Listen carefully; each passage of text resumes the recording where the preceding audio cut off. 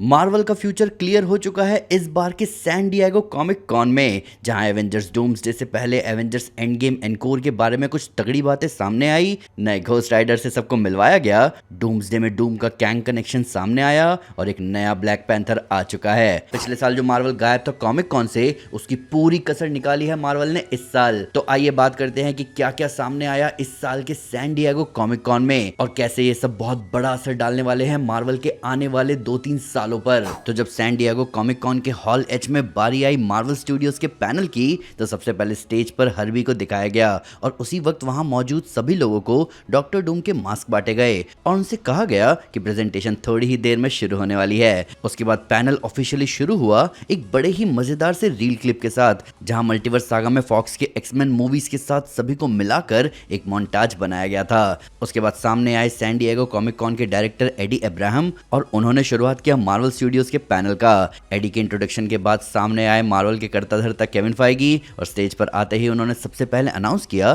कि आज का जो पैनल है वो मोस्टली मार्वल सिनेमैटिक यूनिवर्स की मूवीज पर फोकस करेगा, जहां इस साल और आने वाले सालों में जो भी मूवीज आने वाली है उन सब पर बात की जाएगी। वहीं इस पैनल में वो टीवी सीरीज पर फोकस नहीं करने वाले, इसलिए विजन क्वेस्ट पर कोई बात नहीं होगी। इसका मतलब साफ है दोस्तों, मार्वल स्टूडियोज का भी पूरा फोकस आने वाली मूवीज पर है। हाँ, अभी इस साल अक्टूबर में विजन क्वेस्ट आ रही है, जिसके लिए इसी महीने की शुरुआत में कहा गया है कि उसमें हमें दिखने वाले हैं 3 टाइप के विलन। यहाँ अल्ट्रॉन है, एक मर्सिनरी है पैलेडिन, जो कि मार्वल कॉमिक्स के उन गिने चुने मर्सिनरीज में से एक है जिसे डेयरडेविल से लेकर डॉक्टर डूम तक को ढूंढने का काम दिया गया था। और अब पहली आयरन मैन मूवी के रजा को भूल तो नहीं गए, क्योंकि वो भी वापस आ रहा है विजन क्वेस्ट में। इन सब के साथ साथ एसडीसीसी में अगले साल आने वाली डेयरडेविल बॉर्न अगेन सीरीज के सीजन 3 की भी बात नहीं हुई, पर यहाँ बात हुई इस साल 25 सितंबर को आने वाली एवेंजर्स एंड गेम एनकोर की। हॉल एच की स्क्रीन पर प्ले किया गया एवेंजर्स एंड गेम एनकोर का ट्रेलर। अब ये ट्रेलर एक्चुअली में खास था, क्योंकि एंड गेम एनकोर के ट्रेलर में एडिट थे वो फुटेज जो कि इस मूवी के लिए एक्सक्लूसिवली बनाए गए थे।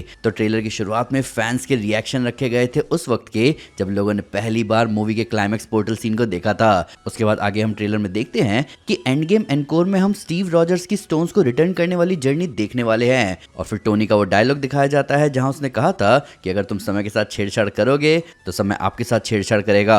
और इसी के साथ ट्रेलर एंड हुआ। फिर अनाउंस किया गया कि end game encore exclusive footage के साथ आएगी, जो उसे सीधा कनेक्ट करेगी डूम्सडे से। अब देखो, एवेंजर्स एंड गेम एनकोर पूरे मायने बदलने वाला है कि हमें एंड गेम के इवेंट्स कैसे याद हैं। फैंस एंड गेम की एंडिंग को एक क्लोजिंग चैप्टर मानकर सेटिस्फाइड थे कि भाई थैनोस का खतरा अब खत्म हो चुका है और इन्फिनिटी सागा का चैप्टर क्लोज हो चुका है। पर एंड गेम एनकोर हमें बताएगा कि इस क्लोज चैप्टर से कितनी बड़ी प्रॉब्लम जुड़ी है। अगर हमें टोनी का वो डायलॉग दिखाया जा रहा है जहां टोनी थैनोस के अटैक से पहले स्टीव रॉजर्स को उठाते हुए कहता है कि तुम टाइम के साथ छेड़खानी करोगे तो टाइम तुम्हारे साथ छेड़खानी करेगा, और ये डायलॉग जहां उस वक्त सिर्फ 2014 वाले थैनोस की प्रॉब्लम के बारे में था, वहीं अब समझ में आएगा कि ये डायलॉग किसी ऐसे खतरे के बारे में था जो कि सबकी बहुत से बहुत दूर है, जहां स्टीव रॉजर्स की टाइम में पीछे जाकर की गई छेड़खानी रिजल्ट करेगी डॉक्टर डूम जैसे नए खतरे में। अब देखो, हॉल एच का रंग चढ़ चुका था लोगों पर और वो फुल्ली हाइप थे, पर तभी केविन फाइगी ने बात की जॉश हॉरोविट्ज से और जॉश हॉरोविट्ज ने याद दिलाया उन्हें कि कैसे उन्होंने उनसे पूछा था रायन गॉसलिंग के घोस्ट राइडर प्ले करने के बारे में, जहां 2 साल पहले जॉश हॉरोविट्ज ने केविन फाइगी को कहा था कि कभी भी ऐसा अनाउंस किया जाए तो लाइट्स ऑफ कर दी जाए, और फिर ऐसा ही होता है। अगले ही पल लाइट्स ऑफ हुई और जैसे ही लाइट्स ऑन हुई तो स्क्रीन पर टाइटल दिखा घोस्ट राइडर का और फिर स्टेज पर सबको दिखे रायन गॉसलिंग। इसके बाद ही ऑफिशियली अनाउंस किया गया कि मार्वल स्टूडियोज घोस्ट राइडर की एक नई मूवी लाने वाले हैं और हमारे नए घोस्ट राइडर होने वाले हैं रायन गॉसलिंग। अब इस पर रायन का रिएक्शन ये था कि क्या ये सच में हो रहा है, और इसके बाद अनाउंस किया गया कि डेडपुल एंड वुल्वरीन के डायरेक्टर शॉन लिवाई इस मूवी को डायरेक्ट करेंगे और ये मूवी हमारे सामने आएगी 2028 में। अब ये बहुत बड़ी बात है, पहला रायन गॉसलिंग जैसा बड़ा एक्टर घोस्ट राइडर जैसे ऑसम कैरेक्टर के साथ जुड़ना अपने आप में बताता है कि मार्वल घोस्ट राइडर को लेकर सीरियस है। अब जो लोग नहीं जानते उन्हें मैं तुरंत बता दूं कि घोस्ट राइडर कौन है और उसके मार्वल सिनेमैटिक यूनिवर्स यानी एमसीयू का हिस्सा बनना एमसीयू को कैसे शेप करेगा फ्यूचर में। देखो, घोस्ट राइडर एक सुपरनैचुरल एजेंट है जो कि जुड़ा हुआ है स्पिरिट ऑफ वेंजेंस से। अपनी पावर से घोस्ट राइडर जज करता है उसके सामने वालों की सोल को, और अगर वहां उसे ईवल दिखा तो वो उसे देगा pen. Multiple characters ghost rider रह चुके हैं मार्वल कॉमिक्स में। एक है जॉनी ब्लेज जो कि है सबसे फेमस घोस्ट राइडर, और दूसरे कई कैरेक्टर्स रह चुके हैं घोस्ट राइडर जैसे डैनी कैच, एलिहांड्रा जोन्स और रॉबी रेज। फैंस का मानना है कि हमें जॉनी ब्लेज वॉइस वाला घोस्ट राइडर अभी डूम्सडे या सीक्रेट वॉर्स में दिख सकता है, जहां उसे प्ले करेंगे निकोलस केज, जबकि रायन गॉसलिंग मोस्ट प्रोबेबली हमें डैनी कैच या रॉबी रेस प्ले करते हुए दिख सकते हैं। घोस्ट राइडर मार्वल की सुपरनैचुरल सीरीज को कंटिन्यू करते हुए हमें दिखेगा, जहां हम पहले मून नाइट से तो मिल ही चुके हैं, पर इस सीरीज में अगला नाम होगा घोस्ट राइडर, जिसके एडवेंचर्स आगे सेट करेंगे सुपरनैचुरल सागा के असेंबल को, जो कि होगा मिडनाइट सन्स। रायन गॉसलिंग जिन्होंने पूरी दुनिया को अपनी परफॉर्मेंस से हिलाकर रख दिया था हाल फिलहाल प्रोजेक्ट हेल मैरी से, उन्हें इस रोल में देखना फैंस के लिए एक ट्रीट माना जाएगा। प्लस डेडपुल एंड वुल्वरीन के साथ धूम मचाने वाले डायरेक्टर शॉन लीवाई इस मूवी को डायरेक्ट कर रहे हैं। शॉन लीवाई रायन गॉसलिंग के साथ स्टार वॉर्स स्टार फाइटर भी लेकर आएंगे मई 2027 में। शॉन मेरे हिसाब से परफेक्ट तो नहीं है, पर वो एक अच्छे डायरेक्टर साबित हो सकते हैं घोस्ट राइडर के लिए, जहां देखना यह है कि स्पिरिट ऑफ वेंजेंस के किस साइड को एक्सप्लोर किया जाएगा। एवेंजर्स एंड गेम, एनकोर और घोस्ट राइडर के बाद फैंस एवेंजर्स डूम्सडे को एक्सपेक्ट कर रहे थे, पर सभी को सरप्राइज करते हुए स्टेज पर पनिशर का रोल प्ले करने वाले जॉन बर्नथल आ गए और आके केविन फाइगी को याद दिलाया कि स्पाइडरमैन ब्रांड न्यू डे आने वाली है। और उसके बाद स्पाइडरमैन ब्रांड न्यू डे से एक और एक्सक्लूसिव फुटेज फैंस को दिखाया गया। अब इस फुटेज में स्पाइडरमैन और फ्रैंक मिलकर हल्क से लड़ रहे हैं, पर इंटरेस्टिंग बात यह है कि ये हल्क अभी भी स्मार्ट हल्क ही है, पर वो धीरे धीरे गुस्सा होता जा रहा है। फुटेज में फ्रैंक हल्क के ऊपर एक ग्रेनेड फेंकता है और ब्रूस उसे पकड़ लेता है और कहता है, सच में तुम मुझ पर ग्रेनेड फेंकोगे? और वो ग्रेनेड फट जाता है और हल्क उस एक्सप्लोजन से दूर गिर जाता है। वहीं फाइट के बीच स्पाइडरमैन और फ्रैंक आपस में बहस करते हुए दिख रहे हैं और फुटेज में एमजे का मेंशन भी होता है। तो हम यहाँ पर देख पा रहे हैं दोस्तों कि ब्रांड न्यू डे में हल्क का सैवेज हल्क में जो ट्रांसफॉर्मेशन है वो एक सडन और कंप्लीट चेंज नहीं होगा, ये एक स्लो प्रोसेस होगा। और ऑनेस्टली ये और भी ज्यादा दर्दनाक है, क्योंकि अगर ब्रूस की पर्सनैलिटी धीरे धीरे मिट रही है तो आप सोचो कि ब्रूस ने कितना ट्राई किया होगा कंट्रोल ना खोने का, पर वो उस मेंटल ट्रॉमा में दबता ही चला गया। तो सैवेज हल्क और भी ज्यादा खतरनाक होने वाला है और मैं अभी इस वीक बहुत एक्साइटेड हूँ स्पाइडरमैन ब्रांड न्यू डे के लिए। आपने अपनी टिकट्स ले ली है ना? खैर, ब्रांड न्यू डे के बाद फाइनली एवेंजर्स डूम्सडे की बारी आई और अब स्टेज पर एंट्री हुई रूसो ब्रदर्स की, और उनके आने के बाद डूम्सडे की कास्ट को अलग अलग surprise back to back appearance दी गई, जहां ये रिवील किया गया कि पेगी कार्टर का रोल प्ले करने वाली हेली एटवेल डूम्सडे में होने वाली है। अब हमारी वीकली सुपर न्यूज फॉलो करने वाली ऑडियंस तो इस बारे में जानती है कि एक रूमर रिपोर्ट सामने आई थी कुछ वक्त पहले, जहां डूम के एक शेप शिफ्टर की बात कही गई थी जो कि रूप लेगी पेगी कार्टर का। हालांकि अगर हमें पास में पेगी के साथ स्टीव रॉजर्स दिखाया जाएगा तो ऑब्वियसली पेगी तो मूवी में होगी ही, पर देखना ये होगा कि ये अपीयरेंस सिंपल होगा या ये पैक्ड होगा एक जबरदस्त ट्विस्ट के साथ। पर इन सब के बाद स्टेज पर एंट्री हुई हमारे डॉक्टर डूम आरडीजे यानी रॉबर्ट डाउनी जूनियर की, और आते ही उन्होंने कहा कि हरे रंग में होना इतना आसान भी नहीं होता। वहीं रॉबर्ट डाउनी जूनियर और केविन फाइगी को ज्वाइन करने के लिए क्रिस एवंस, पेड्रो पास्कल और हेली एटवेल भी स्टेज पर आ गए, और फिर रॉबर्ट डाउनी जूनियर ने कहा कि आपको फैसले करने पड़ते हैं, या तो आपको ऐसी साइड चुननी पड़ती है जहां अच्छे लोग हो, या फिर आपको डूम की फैमिली चुन लेनी चाहिए। और फिर इसके बाद दूसरे कास्ट मेंबर्स भी स्टेज पर शामिल हो गए। अब एक्टर्स का रिवील थोड़ा डिफरेंट स्टाइल में किया गया। पहले एवेंजर्स के लोगों के आगे विंस्टन ड्यूक जो कि अंबाकू का रोल प्ले करते हैं उनको दिखाया गया, फिर लतीशिया राइट जो शूरी का रोल प्ले करती हैं, फिर Paul Rudd Antman, Anthony Mackie Captain America, Simu Liu Shang Chi और डेमी रामिरेज के फैल्कन दिखे। ये बताता है कि ये होगी सैम की एवेंजर्स टीम। फिर एक्समैन के लोगों के आगे दिखे Tenoch Huerta Namor, Kelsey Grammer Beast, Rebecca Romijn Mystique, James Marsden Cyclops, Lewis Pullman Sentry, Hannah John Kamen Ghost और डेविड हार्बर के रेड गार्डियन दिखते हैं, यानी एक्समैन और न्यू एवेंजर्स टीम एक साथ। अब ऐसा लग रहा है कि Doom, Steve Rogers, Reed Richards और पेगी कार्टर की कहानी एक अलग ही साइड चलेगी, जहां इन सभी का एक अलग ही कनेक्शन है इस स्टोरी के साथ। हालांकि जब स्टेज पर ये सब चल रहा था तब ऑडियंस के बीच Ryan Reynolds grey Deadpool suit में सामने आ गए। वो डेडपुल सूट जो हमने देखा था डेडपुल 2 मूवी के एंड में, जिसे कुछ लोग एक्स फैक्टर सूट के नाम से भी जानते हैं। और सामने आते ही उन्होंने पॉल रेड से पूछा कि थॉर कहाँ है और वो रो क्यों रहा था, जिसपे पॉल रेड कहते हैं क्योंकि वो रेक्सम फैन है। रेक्सम AFC फुटबॉल क्लब है जिसके डेडपुल का रोल प्ले करने वाले रायन रेनॉल्ड्स को ओनर हैं। तो पॉल रेड ने मजे लिए हैं इस आंसर के साथ रायन रेनॉल्ड्स से, जिसके बाद रायन रेनॉल्ड्स पूछते हैं कि डूम्सडे की शूटिंग कब शुरू होने वाली है, जिसपे उन्हें बताया जाता है कि शूटिंग तो खत्म भी हो चुकी है। अब ये एक सटल तरीका था ये बताने का कि डेडपुल ने डूम्सडे की शूटिंग डेट मिस कर दी है और वो डूम्सडे में नहीं होने वाला। पर उनका यहाँ आना और ये कहना कि वो अभी भी ये जानने में इंटरेस्टेड है कि थॉर क्यों रो रहा था, तो इसका एक ही मतलब है कि डेडपुल सीक्रेट वॉर्स में तो जरूर होने वाला है, क्योंकि उसका जवाब जो बाकी रह गया।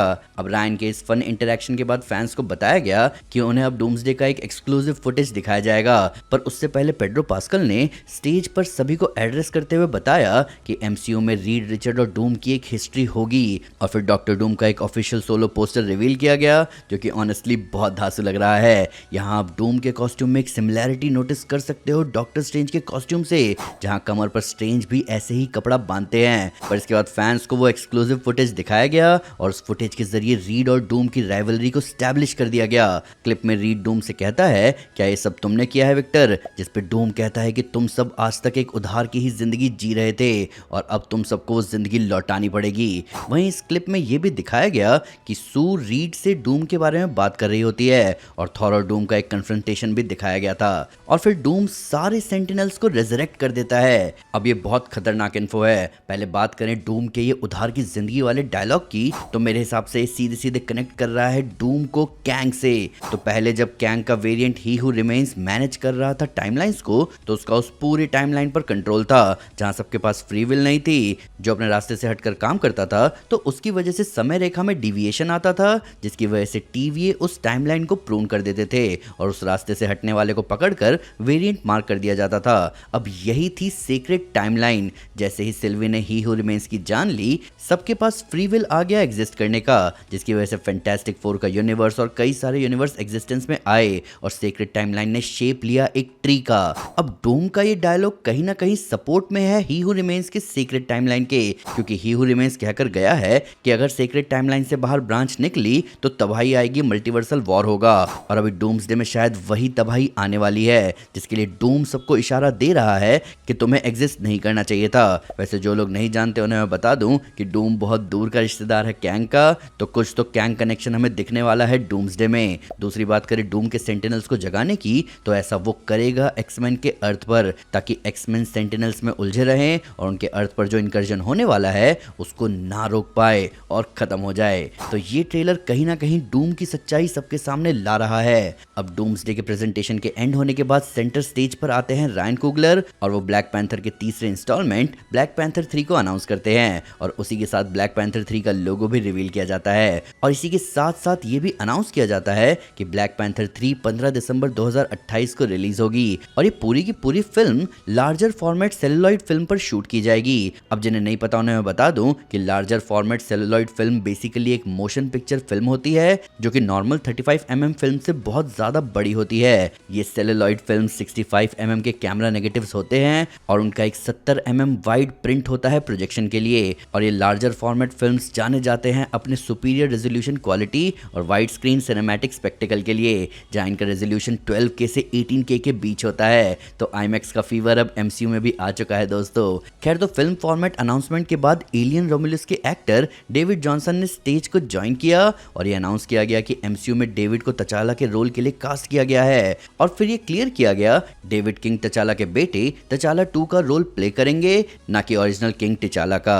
और फिर उनके बाद शूरी का रोल प्ले करने वाली लतीशिया राइट भी स्टेज को ज्वाइन करती है अपने मूवी पैनल के तौर पर। तो ब्लैक पैंथर 3 के अनाउंसमेंट के साथ कई चीजें क्लियर हो गई। पहली बात तो ये कि सीक्रेट वॉर्स 2 पार्ट में नहीं आएगी। अभी डूम्सडे के बाद अगले साल सीक्रेट वॉर्स रिलीज होगी, जिसके बाद केविन फाइगी कह रहे हैं कि एक सिंपल मार्वल टाइमलाइन आएगा हमारे सामने बिना किसी कम्प्लेक्सिटी के। वही 2027 में सीक्रेट वॉर्स के बाद साल 2028 में हमें घोस्ट राइडर और ब्लैक पैंथर 3 मूवी देखने को मिलेगी, जो कि किक ऑफ करेगी इस नई सिंपल टाइमलाइन को, जहां किसी दूसरे यूनिवर्स का तचाला नहीं बल्कि तचाला का बेटा तचाला 2 ही हमें दिखेगा। छोटे तचाला 2 से हम मिल चुके हैं ब्लैक पैंथर वकांडा फॉरएवर के एंड में, तो शायद एक टाइम जंप सामने आएगा नए मार्वल यूनिवर्स का, जिसमें तचाला 2 अब बड़ा हो गया है, जिसे 32 साल के डेविड जॉनसन प्ले कर रहे हैं। डेविड लोगों की नजर में आए 2024 के एलियन रोमुलस और 2025 की द लॉन्ग वॉक मूवी से, जहां आपको जानकर हैरानी होगी कि इस एक्टर के पास ब्लैक ब्रिटिश थिएटर अवार्ड भी है, जो कि अपने आप में प्रूफ है इस एक्टर के दम का। कई समय से F1 के एक्टर डैमसन इद्रिस को लेकर बात चल रही थी